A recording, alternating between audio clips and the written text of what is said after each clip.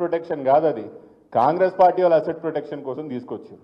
అందుకే రామన్న గారికి నేను అప్పుడప్పుడు చెప్తుంటా, వీళ్ళు హైదరాబాద్ అసెట్ ప్రొటెక్షన్ అని హైడ్రా ఇట్లా తీసుకొచ్చిండ్రో, కాంగ్రెస్ వాళ్ళు కబ్జా పెట్టిన ప్రాపర్టీలన్నీ తిరిగి తీసుకొని మేము కోబ్రా తీసుకొస్తాం. కాంగ్రెస్ పార్టీ నుంచి కబ్జాలైనా కాంగ్రెస్ పార్టీ వాళ్ళు ఆక్రమించిన భూములన్నీ తిరిగి రికవర్ చేసుకోవడానికి మేము కోబ్రా తీసుకొస్తాం. వాళ్ళు హైడ్రా తెచ్చిర్రు, మేము కోబ్రా బరాబర్ తీసుకొచ్చి మాత్రం ఈ కాంగ్రెస్ వాళ్ళు ఎన్ని కబ్జాలు చేస్తున్నారో మాకు తెలుసు. గ్రౌండ్ లెవెల్లో పై స్థాయి నుంచి ముఖ్యమంత్రి గారు కుటుంబ సభ్యులు ఎన్ని భూముల అగ్రిమెంట్లు చేసుకుంటున్నారు, ఎన్ని కబ్జాలు చేస్తున్నారు, ఎంత బెదిరిస్తున్నారు అనే విషయం మాకు తెలుసు. ముమ్మాటికి మేము అధికారంలోకి వస్తాం.